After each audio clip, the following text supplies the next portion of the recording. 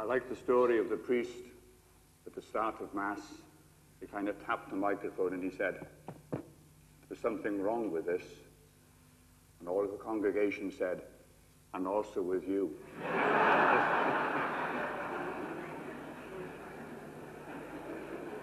Well, I can't see anything wrong with this church tonight. It's just beautiful. This is a day which the Lord has made. Let us rejoice and be glad in it. I know that there is a whole range of emotions and feelings in our hearts this evening. Happy ones and sad ones. The clergy and the people of Bridgend and district rejoice that at last the new church has been built and is being consecrated. Not yet paid for, but we're there. You will have some sad feelings too. There'll be some of you who feel the loss of a bereavement. Wouldn't it be great if he or she were with me now to see this day? And remember, they are here, truly, united with us on this ceremony, this special Mass. But what does it take to build a church? Here are two lists for you, two recipes. The first one, 10 tons of cement, 50,000 bricks, 100 panes of glass, 500 feet of electric cable, and a great deal of money, and so on. The other list, the other recipe, lots of different people, all ages, from babies to 90 plus, both sexes, different nationalities, people with different gifts and skills, and so on. Both lists are necessary, but obviously the people recipe is the more important. One last thought. On St. Patrick's Day this year, later on this week, is it? No, 17th anyway, I, with many others, will be present in Cathay Cemetery in Cardiff, as a memorial is dedicated to the Irish people who came here to Wales because of the famine in the 1840s in Ireland. And as you know, the first St. Mary's was built for them and for the other Catholics in this area. Let us think of them tonight, and their sacrifices and struggles to preserve the faith that has come to us. Let us pray for them. In the foundation of the altar, the architect and parish priest placed the relics of the saints. Some of these are from the original altar, and others have been received from the Vatican.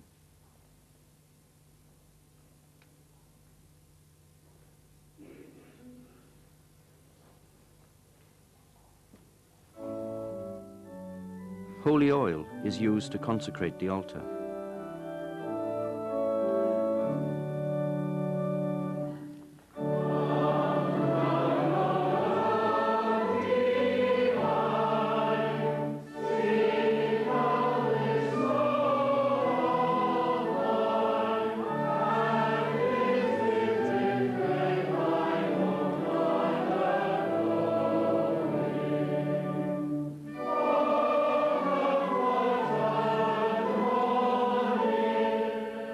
The consecration sconces are blessed with holy oil.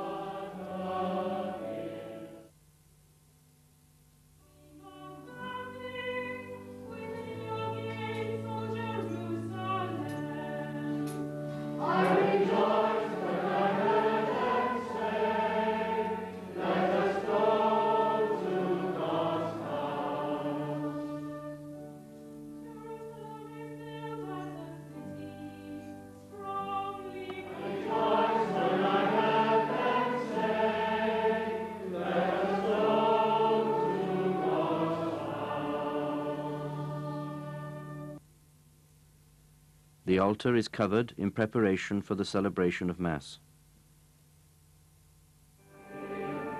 The candles on the altar and consecration sconces are lit. The church is now consecrated.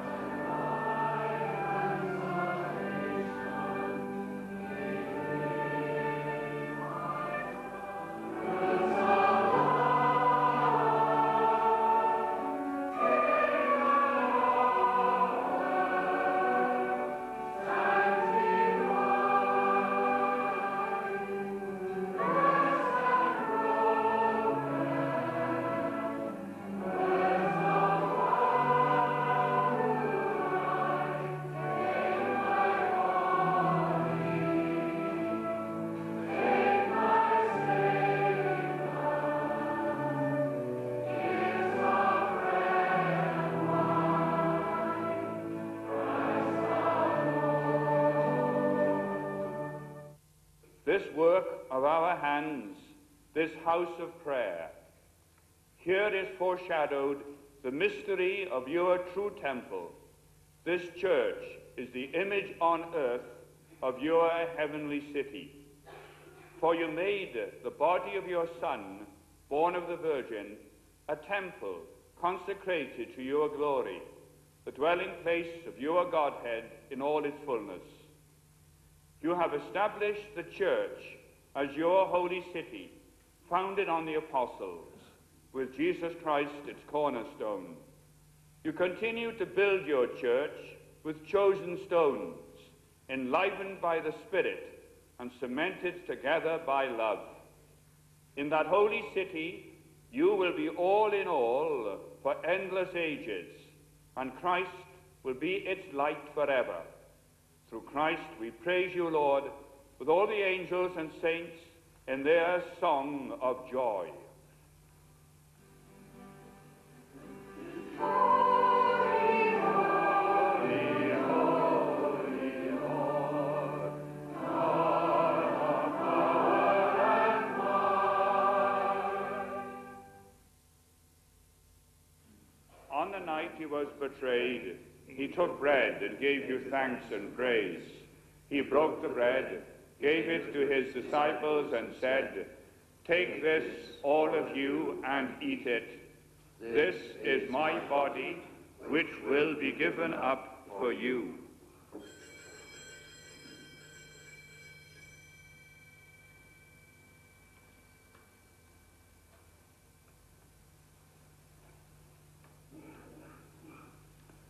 When supper was ended, he took the cup. Again he gave you thanks and praise, gave the cup to his disciples, and said, "Take this, all of you, and drink from it. This is the cup of my blood, the blood of the new and everlasting covenant. It will be shed for you and for all, so that sins may be forgiven. Do this in memory of me."